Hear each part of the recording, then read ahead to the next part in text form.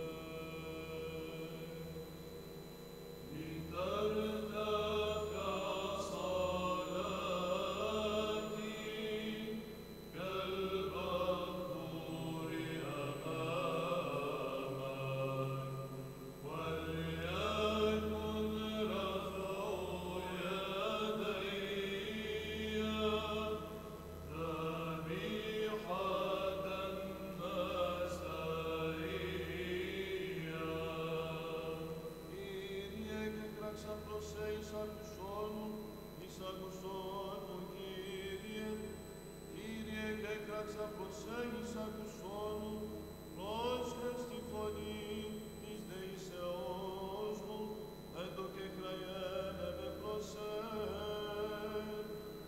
η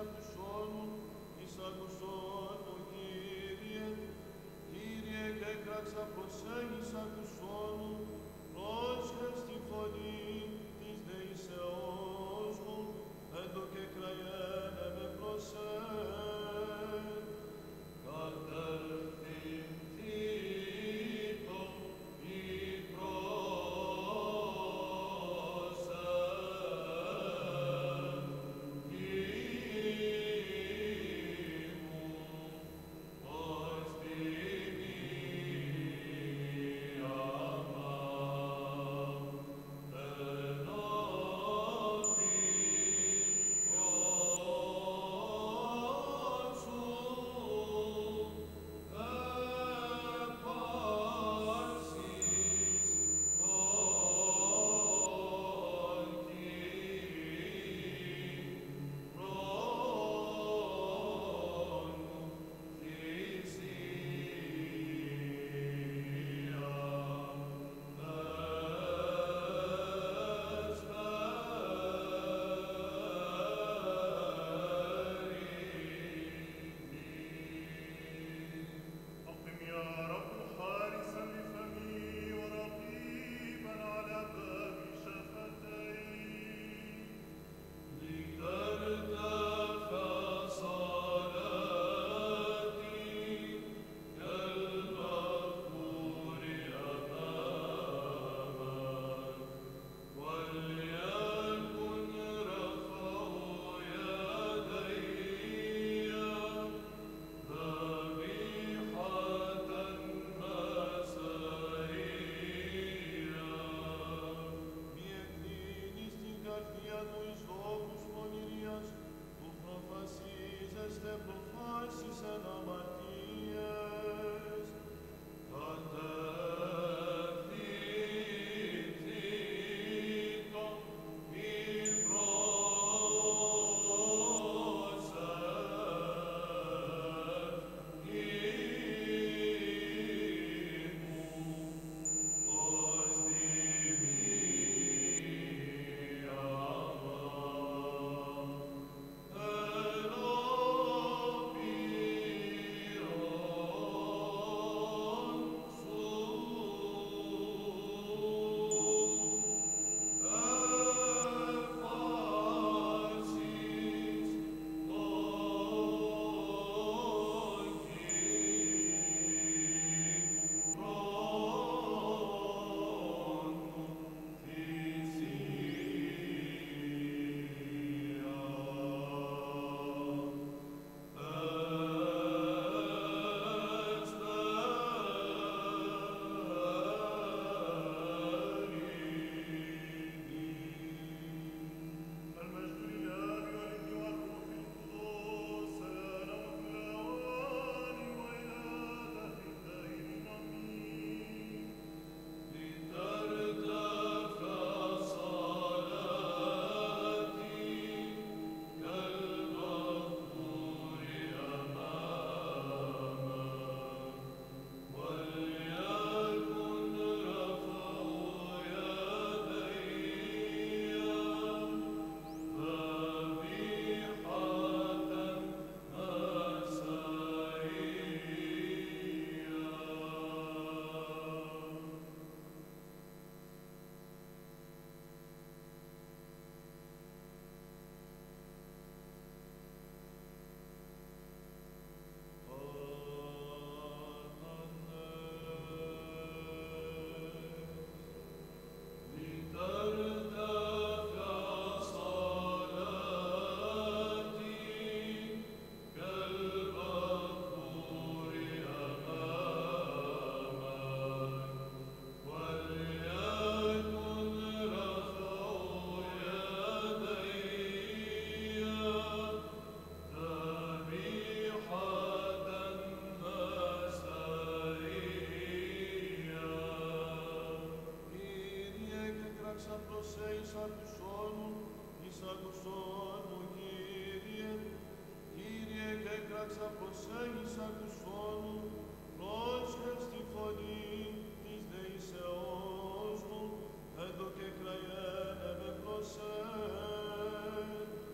Κατέρθει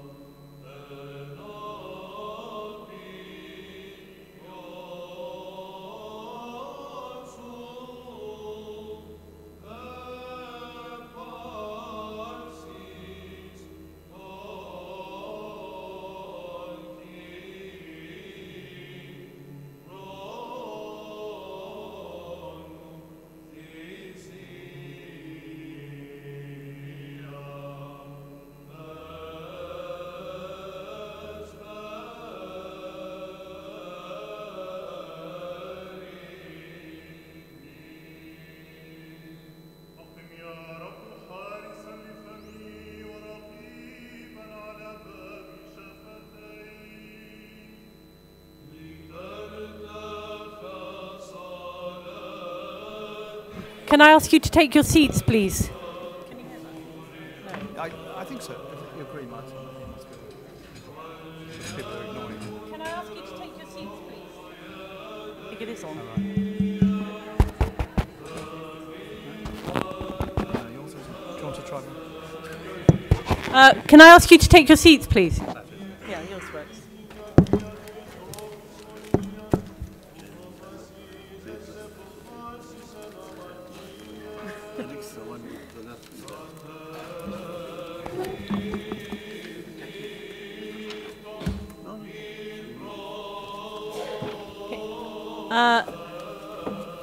Welcome. Thank you all for attending.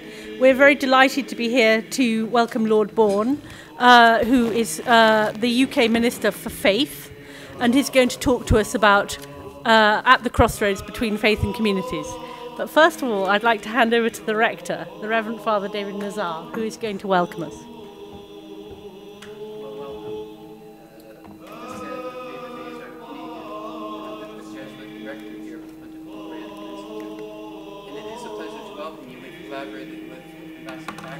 And Joanne a few times here in our aula and at the ambassador's residence. And these collaborations, I think, are all the more important today when politically, religiously, the world is looking for directions that are hard to find. I want to just give an example from among our students here. We have a young woman here from Baghdad. We have Catholic and Orthodox here, some people without a religious distinction. This girl from Baghdad is 38 years old. She's lived through 4 wars. When her mother was pregnant, her father was imprisoned in Iran during the Iran-Iraq War and lived subsequently through 3 wars after that. And what seems so unjust is that she's full of joy, full of commitment, and full of a passion for the rebuilding of her country. And she, as well as our Muslim friends who come here, say that they cannot imagine the rebuilding of these countries without the church, the churches. What's interesting to us is our Muslim friends say the very same thing, that they're afraid of having these countries entirely Muslim, even though they love one another. But the Christian thing has something about rebuilding communities, political discussions, finding inclusive language, inclusive structures for people. And these people that come here from Baghdad and from Syria are not coming here to get away from their countries. They're coming here in order to go back with a more sophisticated understanding of their histories and realities to rebuild the countries that are in need. So it's a witness that we find here in our own institution, the theme of this evening. So before Lord Bourne speaks, I'd like to make a gift to him, just in case I don't agree with what he says. But this is a book. It's written in English by one of our professors on Turkish mosaics, church architecture in the formative period, still in the Byzantine period, but sites that are in Turkey today. And again, it says the same thing as we're trying to discuss in these days. So, Lord Bourne. That's really very kind. Thank you very much. I will keep it regardless, even if you don't agree. That's right. Thank you very much. That's really kind. Welcome. Enjoy the evening. Thank you, Rector. I'd now like to introduce Lord Bourne. Lord Bourne of Aberystwyth is Minister in the Minister for Faith in the Ministry for Housing, Communities and Local Government, and he's also a minister in the Wales office. So he's got 2 ministerial jobs, which I think probably keeps him very busy. He is, I think this is probably your 3rd career, isn't it, Lord Bourne? He started off as a professor of law, as a lawyer and a professor of law, and he's I think you told me you still write about law, so that was his first career. Then he was an assembly member in the Welsh Assembly and leader of the Conservative group. And then he became a lord and he's gone into government. So now he is Minister for Faith and he has a particular focus on integration. And we felt it would be interesting to hear his wisdom and his views about faith and integration and how faith can bring communities together. So Lord Bourne, over to you. Thank you.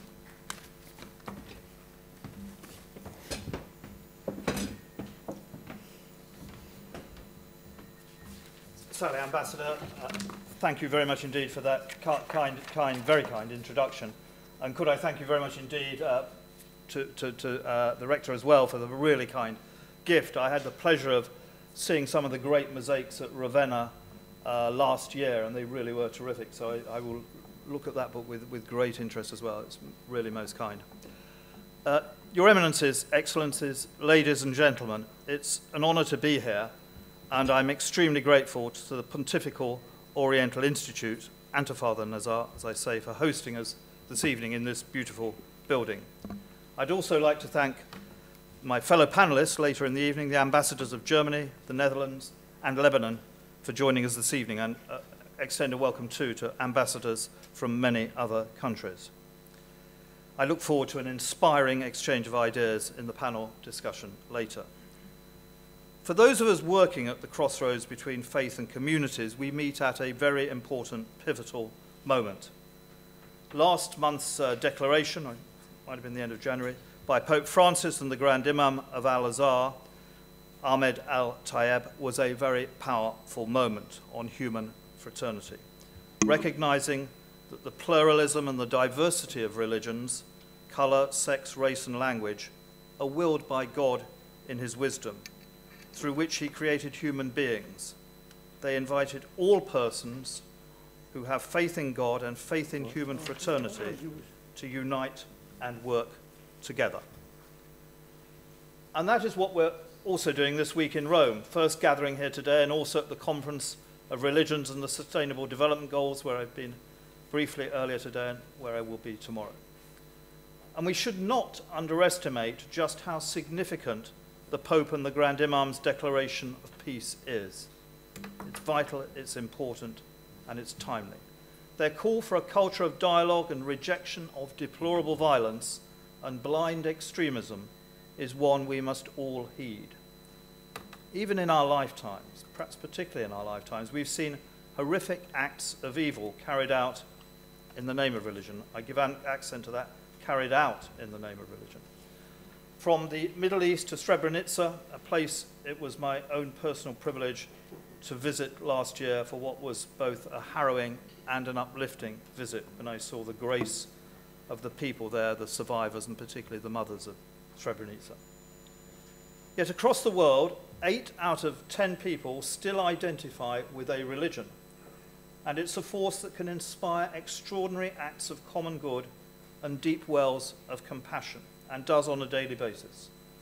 After all, it's faith that has brought us to Rome today. It's faith that underpins so much of our work to help the most vulnerable in society.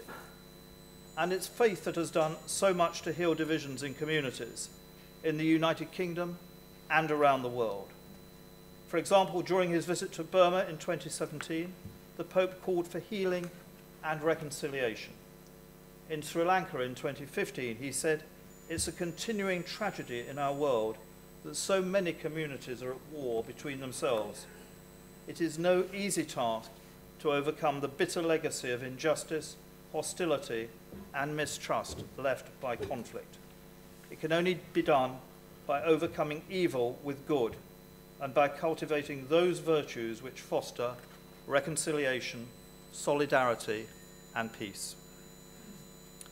And in 2018, Pope Francis wrote, "Growth in holiness is a journey in community, side by side with others." I think it's worth emphasizing that, a journey in community, side by side with others. We've seen faith groups undertake incredible work, not only providing humanitarian relief, but also delivering health, education, and other services in some of the most troubled parts of the world.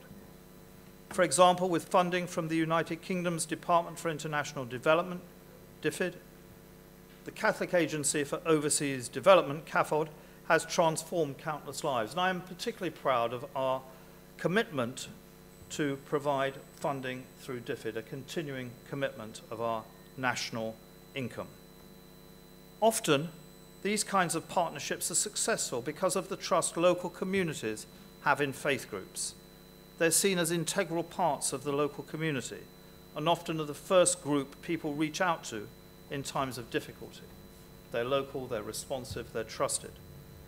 That is why our Embassy to the Holy See works closely with religious men and women to tackle modern slavery and end the use of sexual violence as a weapon of war. And again, I'm very proud of the part that we've played on that within the United Kingdom, the role of William Hague, for example. In my role in the United Kingdom, as has been said, I'm the government minister responsible for faith and community cohesion. It's a role I cherish, and not only because of the profound links between faith and our communities. It's a role I cherish because each day I see the essential part that faith can play in a wide range of challenges that we face, from tackling homelessness to combating climate change, something I know is close to Pope Francis's heart, as it is to mine. Through my Belief in Communities tour, I've visited more than 200 places of worship over the past 2.5 years. 200 places of worship and rising, I should say. It's a wonderful thing to do. As I often say to people, the only danger is to my waistline, because every religious community you visit always has a marvellous spread of different foods. And it's particularly dangerous if you like curry as much as I do. It's a journey that has spanned more than 25 different faiths and denominations in the United Kingdom, a sense of the diversity that we have in the United Kingdom. It's been my privilege to see incredible examples of openness, partnership, and generosity. Like after the horrific attack against worshippers coming out of 2 mosques in North London a 1.5 years ago, I saw how the local Jewish communities and other faiths came to support their Muslim neighbours, and quickly too. Or in Leicester, where a group of Muslim, Christian, Hindu and Sikh places of worship run a winter night shelter programme together, providing food and shelter for vulnerable people living on our streets, no matter what their faith, what their belief. Or a Catholic church which I visited on almost the first day I was a minister in West London, Our Lady of Lourdes in Acton Town, where the priest there was uniting diverse communities through partnership working to support the most vulnerable in society, and where they were providing meals once again for the needy, the homeless, the hungry.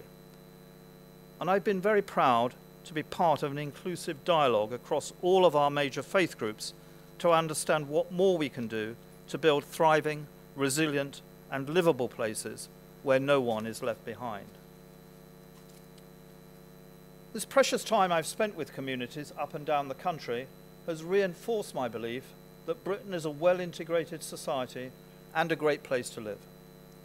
Pew Research, polling group, often ranks the United Kingdom as one of the best places in the world for freedom of religion and belief. We will continue to champion the importance of freedom of religion and belief, and that's one reason I'm particularly pleased to see Sir Charles Hall in the audience today. Sir Charles is an expert on issues relating to religion and public policy in the United Kingdom and around the world. He's helping the Bishop of Truro, the Reverend Philip Mount Stephen, to lead an independent review into whether the United Kingdom is doing enough to help end the persecution of Christians around the world. It's clearly a global challenge, as we know. But we also cannot ignore the fact that in the United Kingdom, too many parts of our communities are divided. And with our decision to leave the European Union, some divisions have been all too painfully laid bare. I recognise that the tone and the language of public debate has not always been fair to our migrant communities. And I want to put on the record today that immigration has made a huge and positive contribution to our country, not only to our economy, but also to our society and to our culture. And let me be absolutely clear, to the EU citizens who have made the United Kingdom their home, it is still their home, it always will be, and we want you to stay. And if we're to make a success of Brexit and become a truly global Britain, we must continue to be proud and celebrate the diversity that has made us great. Because as a country, I believe we have much which makes us proud. The United Kingdom has been at the heart of global growth, opening up new opportunities for trade and investment, generating income with which we can spend money on public services. Without that income, we could not. We developed technology and new ideas that helped some of the world's poorest communities. And we were a leading voice in the development of the Sustainable Development Goals and the 2030 Agenda. This week's conference is a clear example of how we work in partnership at the heart of a global framework to eradicate extreme poverty, fight inequality, and achieve sustainable development for all. But we also recognise that this work must also begin at home. That's why I believe our work with faith and communities is so important as we carry integration forward based on a report that we received some 2 years ago. Detailed work is now happening, and faith and interfaith work is at the very heart of that. Equally, it's why we believe it's essential to embed the Sustainable Development Goals into our work as a government. The goals are now a key driver of our departmental planning process. In my department, for example, we've embraced the spirit of Goal 11, Sustainable Cities and Communities, in our business, because achieving these goals takes action, not just words. And for anyone in the world who is committed to these goals, we are on your side. And for me, our work to make the cities and towns where we live in Britain inclusive, safe, resilient, and sustainable places always comes back to that crossroads between faith and our communities. I can very well remember, new in the role 2.5 years ago, and I set myself the target of visiting 8 different places of worship of different denominations in our capital city. Not particularly difficult in terms of timing because we have so many diverse faiths in our capital city. But what amazed me going to each of those places of worship was very often to meet people of other faiths there doing work alongside that host community. And that, I think, is at the very heart of how we're driving things in Britain, faiths working together. Because the work of governments alone will never be enough. It's important, yes, but it's never going to be enough. If we really want to see lasting change, we've got to recognise the unique contributions that everybody can offer, especially our faith and belief groups. It's only through human fraternity, in short, that we can reach everybody in our communities to shine a light in the dark. Because people of different faiths and beliefs must work together to build the future. In the words of Pope Francis, we must help the human family deepen the capacity for reconciliation, the vision of hope, and the concrete paths of peace. Thank you.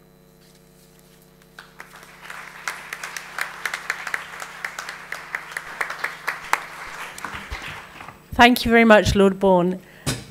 We have invited 3 of the ambassadorial colleagues to give a different perspective, or their own perspective rather, on the role of faith in building strong communities. And we thought that would give us the basis for a discussion at the end of it. So please be thinking of questions, challenges that you have as they speak. I'm going to introduce all 3 of them and then ask them to do a sort of 5-minute comment. So firstly, we have Ambassador Farid El-Hazan, who's the ambassador of Lebanon to the Holy See. Ambassador El-Hazan is also somebody who's had multiple careers, I think I'm right in saying.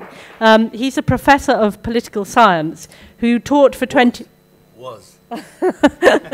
who taught for 20 years at the American University of Beirut. And he also founded a development NGO called, I'm going to pronounce this wrong, but Mubadarat Lilinma, is that right? It's okay. And he was a founding member of the Civic Centre for National Initiative. He was a member of the Lebanese Parliament for over 10 years and vice chairman of the Foreign Relations Committee and a member of the National Education and Culture Committee. And he's been ambassador to the Holy See since August last year. Ambassador Caroline Weyers has been ambassador to the Holy See. She was appointed ambassador to the Holy See last year as well. She's a career diplomat, joined the Dutch Ministry of Foreign Affairs in 1987, and she's worked in the embassy in Maputo, the permanent representation to the European Union in Brussels, and the Sub-Saharan Africa Department in The Hague. She's also worked in South Africa, Morocco, Benin, and Tunisia. So very much an expert on Africa. Ambassador Michael Koch is the German ambassador to the Holy See. He was also appointed last year. He was born the son of a German diplomat in the United States. I think he might have one of the most diverse school educations of anybody, having studied in Amsterdam, Bonn, Ottawa, and Rabat as a child. After studying law, he entered the German Foreign Service, where he went on to serve in the US, Burma, New Delhi, and Pakistan. So that's our panel. And I'd like to ask Ambassador El-Hazan to start with the Lebanese perspective on integration. Thank you. Is it working? Well, we'll give it a try. First of all, thank you for the invitation to take part in this conference. Your Excellency, Ambassador Exworthy, Minister Bourne, you expect me, I think, to reflect briefly on Lebanon, where definitely we can easily say there is an experience of living together in Lebanon for many years between Christians and Muslims, Christians and Christians, Muslims and Muslims. This is what we call in Arabic al-Aish al-Mushtarak. And it's been a tradition for many years. And it's not imposed by the state. We do not have a police state that imposes such living together. And in fact, the phrase living together was mentioned several times in the Pope's speech in Abu Dhabi recently. It is genuine in Lebanon. This is not to say, however, that there are no challenges and no problems and no deficiencies. But this time, despite the radicalism and the violence that we saw in our neighborhood, in Lebanon's neighborhood, in the region, in the Middle East, this time around, Lebanon fared well, and even though the ingredients of problem in Lebanon are there, but for many reasons, I don't have time to elaborate on this. Lebanon this time around was not a battlefield, despite the fact that in our immediate regional order, from Syria to Iraq to other countries, you know what was going on, and we could have been easily affected.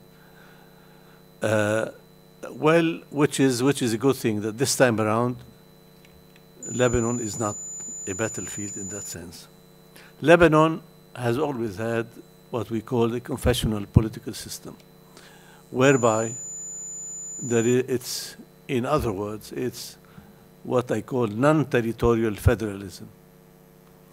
A way to, this was, again, historically, this was the outcome of a pragmatic arrangement in the mid-19th century, which has continued till now. Pope John Paul II, in his in a famous message addressed to Lebanon back in 1989, stated that Lebanon has a mission. It's more than a country, a mission. He meant of freedom and pluralism. And I think it's up to us, Lebanese, to uphold that mission and give it substance and content, especially in light of what happened recently in the Middle East, in the region and elsewhere, radicalism and violence, which affected everybody.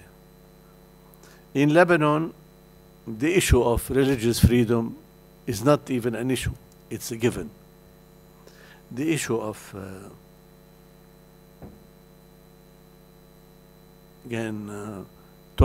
tolerating the other despite differences is also taken for granted. And indeed, here we can refer briefly to three levels. One is Christian-Muslim relations, inter-Christian relations, and inter-Muslim relations, because in Lebanon, you have all communities, all parties, all groups, or most that you see in the region. And I would like to highlight here the fact that despite differences, political and religious and otherwise, that spirit of tolerance is genuine, is real, and it's something that we live with every day. Again, despite challenges, as I said, and this new consensus, if you like, is has roots. It did not emerge only recently. It has roots. Now, and finally, because I don't have time to elaborate on all these issues, one challenge we face, no doubt, and this may affect, no doubt, internal equilibrium in Lebanon and this kind of balance that we have, is the issue of the displaced, of Syrian displaced, who came to Lebanon from Syria. And this is not an issue of migration or refugees. These people came to Lebanon because of the war, and Lebanon expects the international community to help these people return to Syria, because 1.5 million Syrian displaced in Lebanon out of a population of about 5 million. This is tremendous. And I think here the international community has a role to play and a responsibility as well, because that, no doubt, may upset any equilibrium or any balance that we have today in Lebanon. And I think I will stop at this point. Unless you want me to continue, I can. Thank you very much. Thank you, Ambassador. Thank you. Could I now ask Ambassador Caroline Weyers to tell us about the approach of the Netherlands? Thank you very much, Ambassador Expertly, and thank you, Lord Bourne, for your presentation. I'm honored to be here and to be able to give some Dutch perspective on this subject. I would like to start off with some general observations. Yes, I received my cue from Joanne, thank you. Then I would like to apply these specifically to the situation in the Netherlands. It will touch upon the undeniably important role of religion in society, also even in strongly secularizing societies like the one in the Netherlands. There are many positive sides to religion and religious phenomena. But I'm afraid there are also what we, when I was young, we used to call that problems or dangers, and now of course it's challenges, but nevertheless they are real and we have to face them as well. To neglect the role of religion while attempting to promote the integration of various groups within society equals ignoring the laws of gravity. Now, I'm quoting an extremely smart colleague, a fellow historian who ended up doing something else, and he comes up with these beautiful one-liners.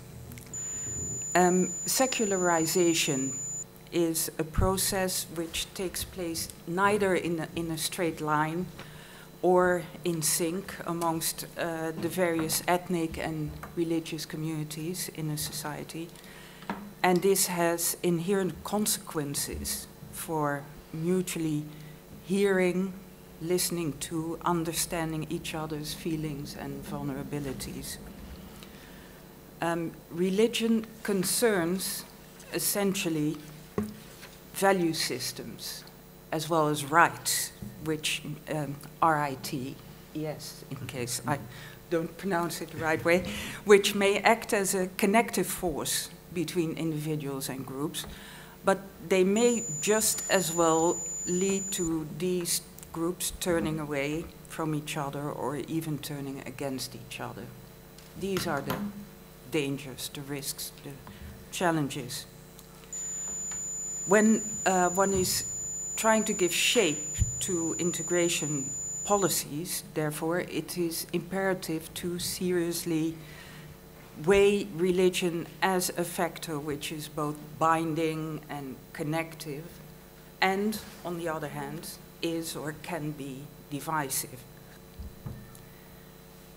It's important to find ways of promoting the one and fighting the other. So emphatically value and put to use the positive values and rights, but on the other hand, combat the excesses which are committed while invoking freedom of religion.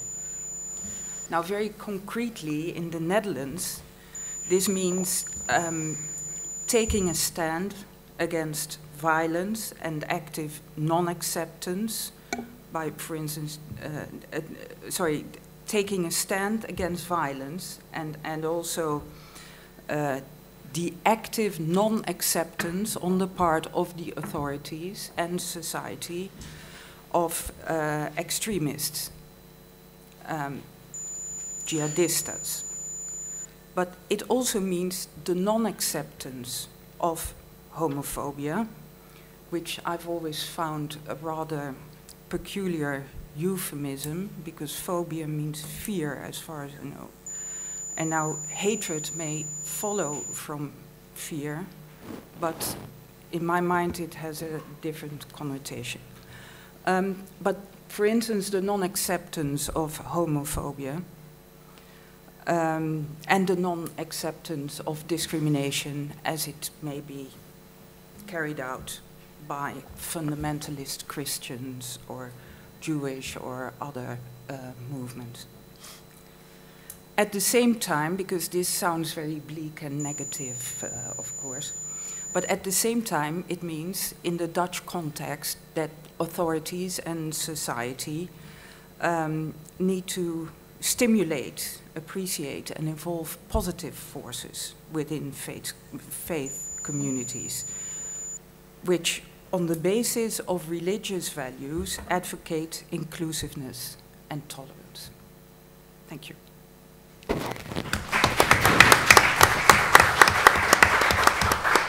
Thank you very much, Caroline. And now I'd like to invite Ambassador Michael Cork to tell us about Germany.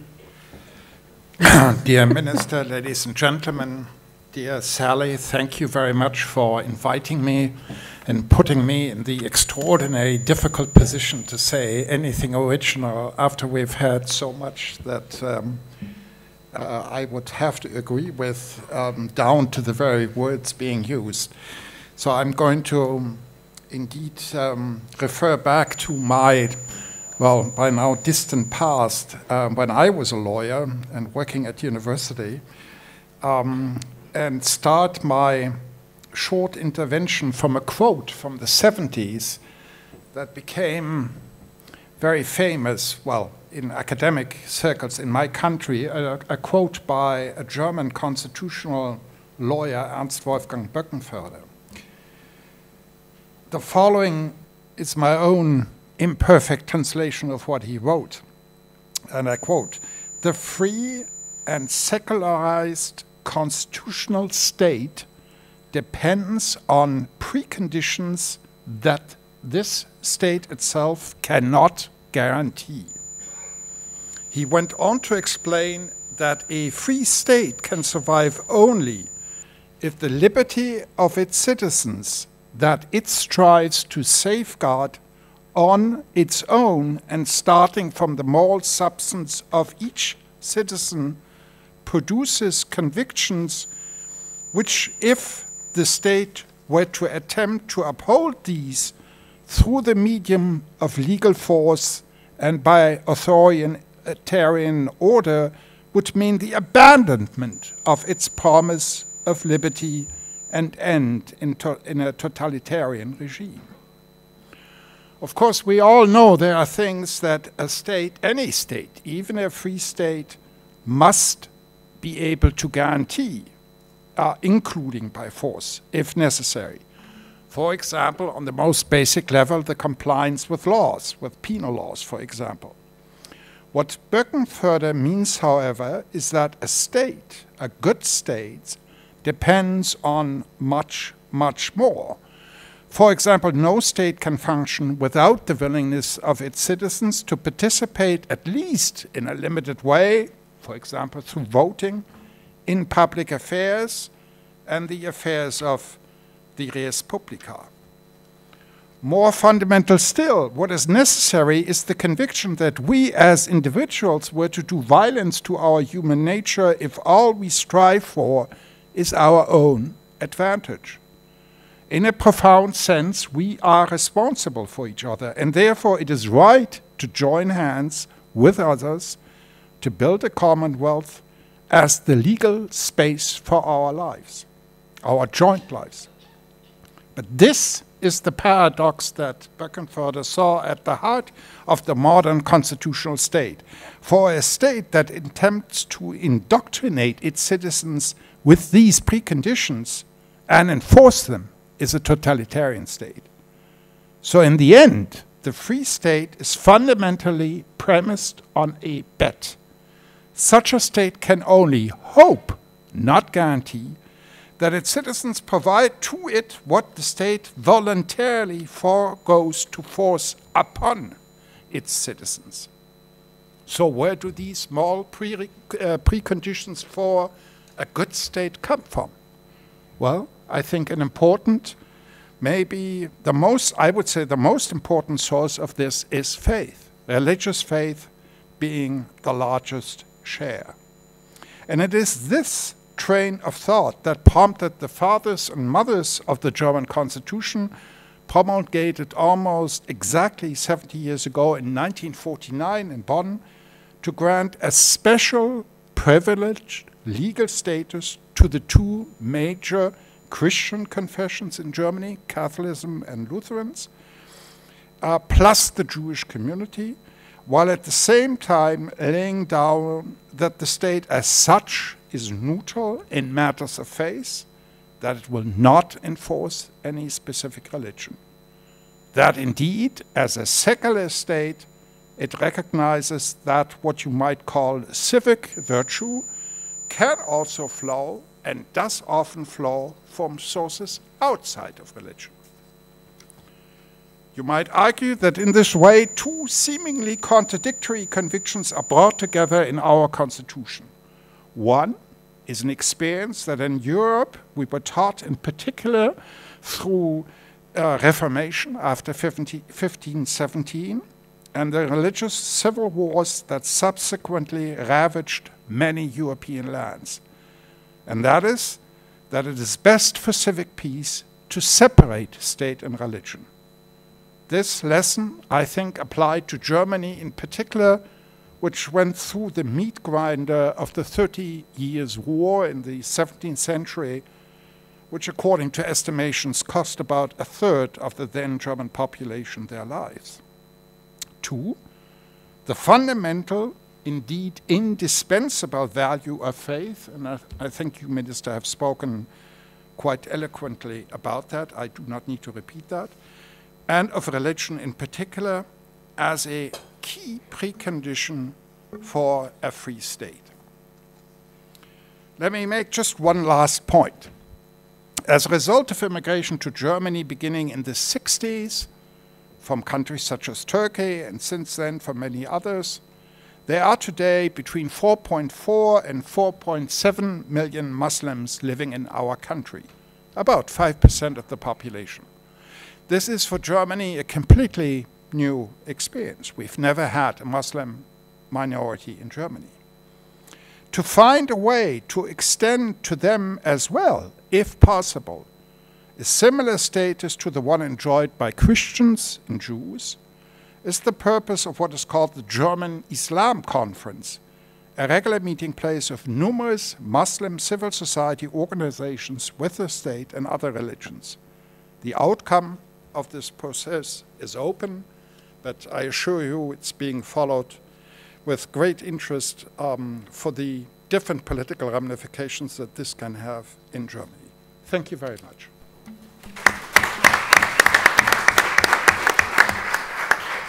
Thank you very much, Michael. And I think those three contributions were great in their kind of range and diversity, because they were three completely different approaches from three countries facing very different challenges. So now I'd like to open it up for questions to the panel, to Lord Bourne or to any of the other panelists.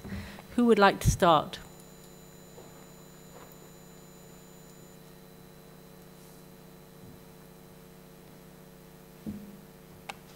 Melissa at the front here.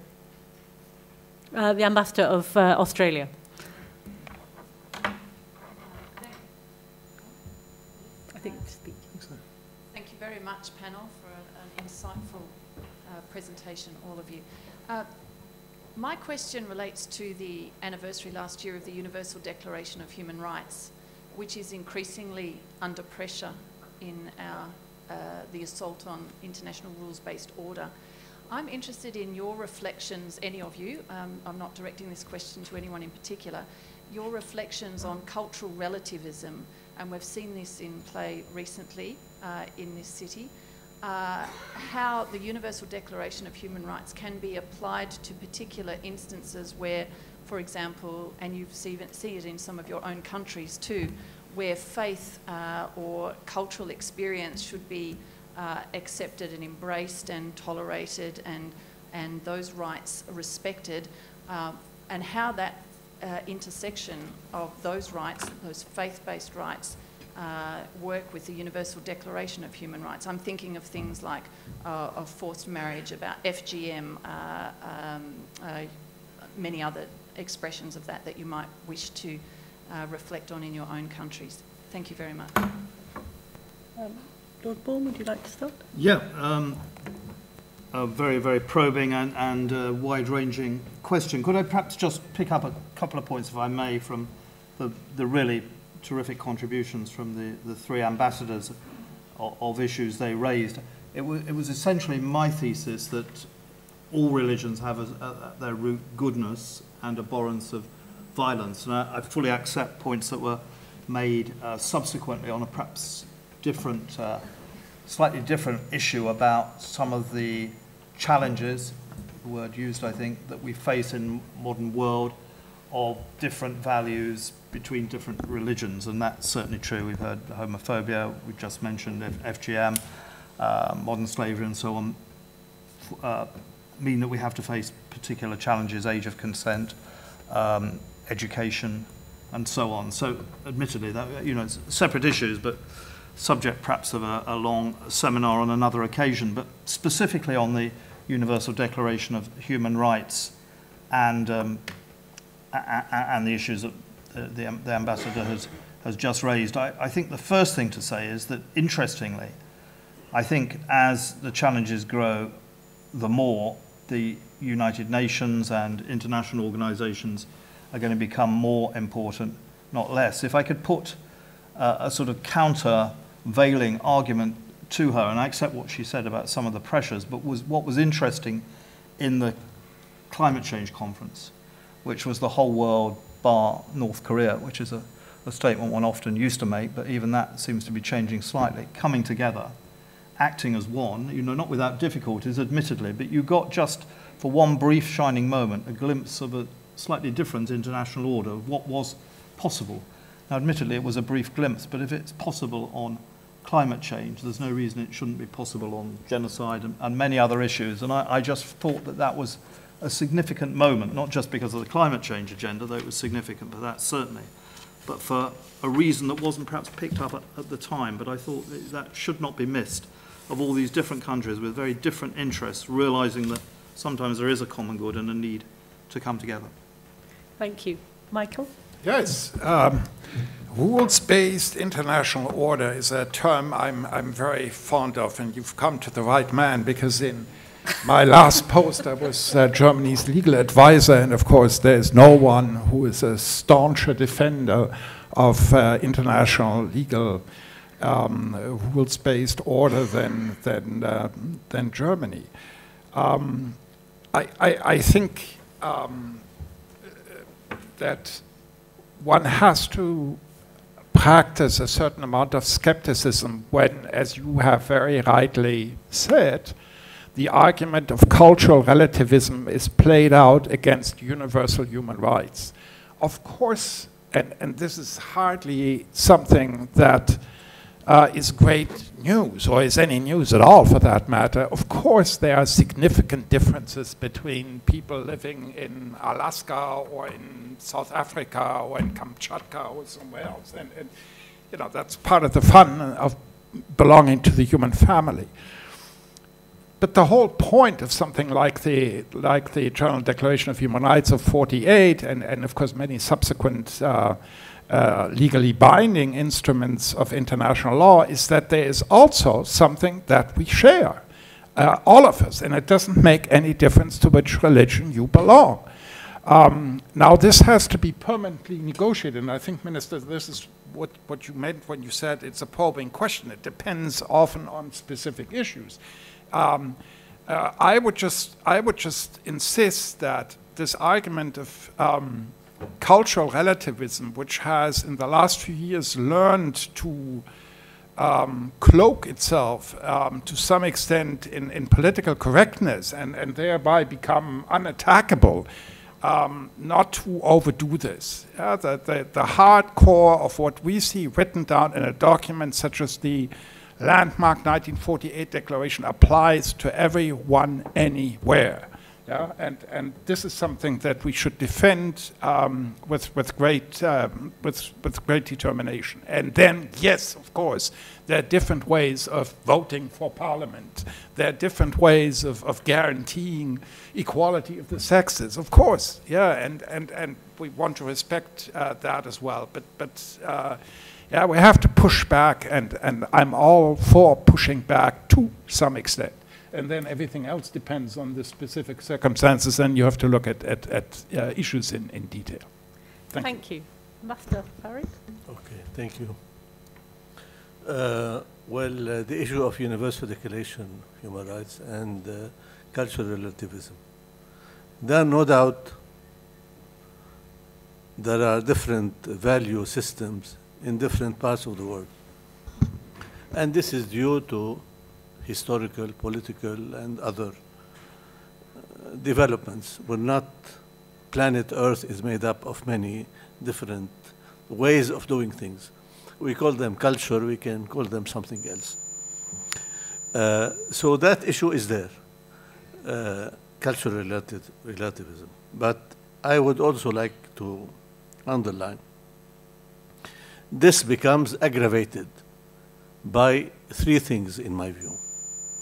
One is the overlapping between human rights issues and political issues. And this is real, this is not imagined. Secondly, those who are seeking to apply or put pressure or whatever, and I'm not against this, ought to have moral credibility as well, ought to be credible. And thirdly, this application cannot be selective. You know, if we, and there are many examples that I'm not going to touch upon. As far as Lebanon is concerned, the Universal Declaration for Human Rights, one of the makers of this declaration was Lebanese, Charles Malik. And it is part and parcel of our constitution. But to answer your question, no doubt there are different ways of doing things and dealing with political and other issues. And at the same time, as long as we detach decoupling of human rights issues from political agendas, that will certainly help. Thank you. Thank you. Caroline, would you like to add something? Very briefly. Of course, there are many differences. The differences need to be respected between individuals, between groups, between cultures. But I think there is a certain bottom line that needs to be respected by everybody. And anything that points in the direction of discrimination, which is making a distinction between people to the advantage or some and to the detriment of others, for reasons that are not justifiable and that can be on the basis of sex, conviction, political preference, religious choices, sexual orientation, whatever. That is not acceptable for us in the Netherlands. And that is a position we will always defend. Open door, but yeah. I think we have time for one more question, if anyone has a question. Yes, at the back. Good afternoon. Thank you very much to the panel. My name is Father Brian O'Mahony. I'm a priest of the Archdiocese of Westminster in London, but I'm here studying. These questions are very pertinent to our pastoral ministry in London especially. I was very fortunate to work in an environment that Lord Bourne mentioned similarly with a homeless project in which we had several different Christian communities and subsequently then a local mosque also coming together to work for a street outreach and homelessness project. And it was a great joy to participate in these sorts of things. I guess the question I had put specifically to you, Your Lordship, but also to the rest of the panel, is that question when you speak about cohesion, when things go beyond simply participation in things which are to the good of the community, but then touch upon specific identities and those things which communities are asked to compromise beyond which they're willing to compromise. For instance, the rights of educational institutions to hold very specific educational precepts and understandings that may run counter to the cultural trend towards acceptance of things that certain religious groups will not compromise on, and the requirement to both uphold the law, but at the same time the right to defend what we teach and what we hold in charity always, and also in clarity. Where is that balance in the communities, and where is the difficulty, or how do you perceive that the difficulty is avoided, that when a community is, or at least feels they are not permitted to teach what they believe, that they then feel that they are embattled, and therefore they begin to retreat behind walls rather than reaching to other communities and say, well, this is where we stand and we're not going to move from there. And then you get an entrenchment into extremism. But also we have to be careful with words like that, because defining that, who defines extremism? Is it the other? And so these are the questions I'm interested to see. How do you go beyond just simply cooperation with communities for the good and hold on to those things which communities have a right to be able to hold and to teach within their own communities? Thanks, yes. First of all, it's interesting, early on in my role as minister, I visited different centres and found the strength of interfaith cooperation incredibly strong. That was tested beyond the norm at the time of the terrorist attacks that we had in our great cities, Manchester and London. And because of the friendships that there were between people of different faiths and the resilience of the fact that interfaith was strong in those communities, they came through them in a way that I think amazed people. The country came through it in a way that amazed people. Now, you've raised a very specific question, which I think I understand, about education, and some of the issues that you touched on would be true of the Catholic community, would be true of parts of Orthodox Judaism, the Haredi community certainly, would be true of parts of the Islamic religion. So, say strangely, perhaps paradoxically, there would be parallels in different religions. So it's often that it's not creating difficulties between religions, amongst religions, it's creating very often, and I don't say this in a defensive way, but it's nice for everybody to be able to attack the government.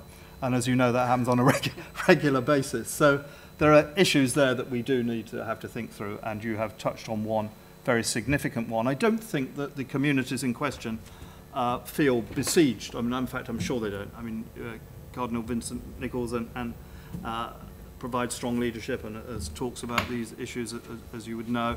So do other people in the Catholic community. We discuss these issues with Rabbi Pinter, Rabbi Gluck leaders in the Haredi community. They're certainly not frightened about bringing these issues forward. And we recognise there's an issue. But the importance of having the physics, the infrastructure there, that we're able to talk about them, to deal with them, and the underlying strength of knowing that you've got communities that are willing to talk to each other and to the government and the local authorities and so on. There are very real issues. I mean, we touched on some there.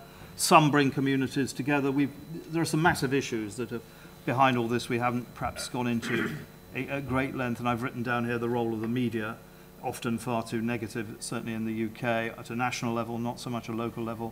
Social media, which probably has a global aspect, which I think we would all recognise the need to tackle some of the aspects of social media. Great movements of population migration that are happening, partly because of conflict, partly, I suspect, in the future because of climate change, which I've touched on. All of those are relevant to the way that our communities are going to shape up in terms of different races, different religions, which means that that infrastructure, which we're seeking to put in a sort of very British, pragmatic way, is able to cope with some of the stresses and strains that are there. Not without challenge, but I think it's something that I think we're up for and can handle. Thank you. Would anyone else like to comment on that? Michael? I would also like to underline that the enormous advances that we have seen in interfaith dialogue in the last, let's say, 2 generations is really one of the extremely positive developments that is often not sufficiently appreciated because people take it for granted.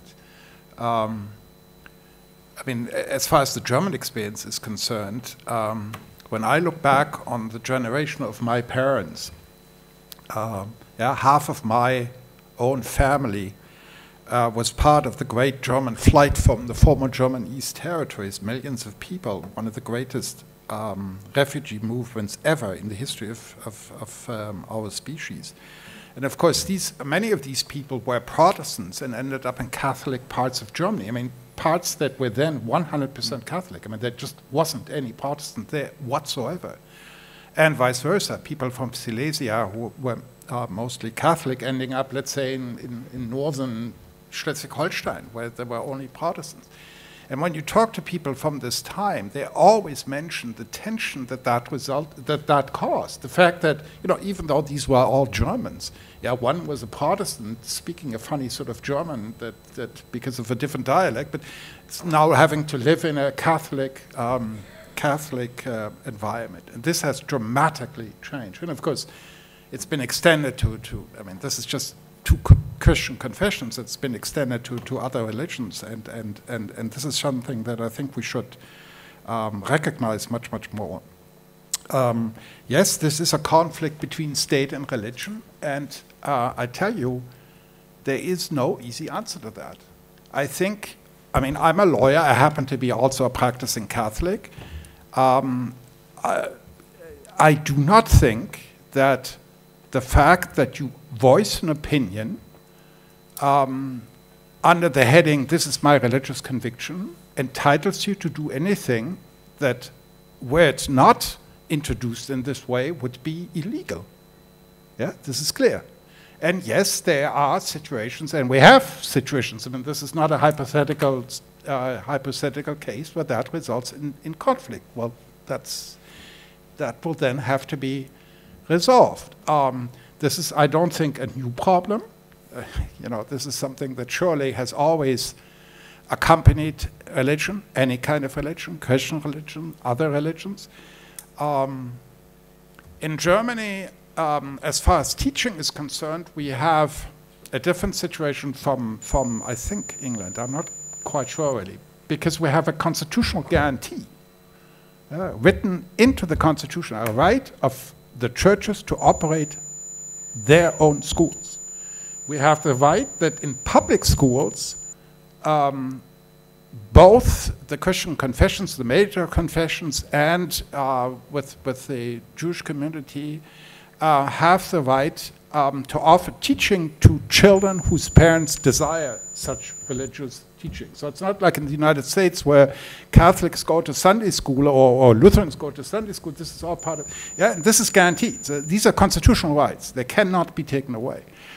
But of course that implies, if you want to some extent, a measure of control, because this is a public thing, right? I mean, you hear what a priest or a minister or a rabbi will teach, and yes, that can result in conflicts. And then I don't think there's any easy answer to that. You have to negotiate that too on a case-by-case basis. But I think all of us here would agree that by law you cannot say something or argue for something under the heading, oh, this is my religious view, and therefore I may say this, whereas if it were not my religious view, I couldn't say it. It would be illegal because I'm inciting racial hatred or I'm whatever. Yeah? So that, I'm afraid, is an unavoidable issue that we just have to work through and in everyday, many small individual cases where this question may arise. But I am afraid it is unavoidable. Thank you. Thank you. We are slightly over time, so I just want to ask Farid or Caroline if they have any final... No? Oh. Yep. Briefly, again, I think the issue puts a lot of demands on let's say, the craftsmanship of the politicians, government, but also public administration, because they need to find the balance. On the one hand, set very clear boundaries, but these are universally applicable. And if this is the right word, but I have two people on my right who can correct me, empathetically, connectively operate. Sounds right. Yep. Okay. Thank you very much. It just remains for me to thank Lord Bourne and the ambassadors for their contributions, which I think were very thoughtful and also very different. So I hope you will stay and join us for a drink now and carry on the conversation over some drinks. So thank you to the panel. Thank you. Thank you.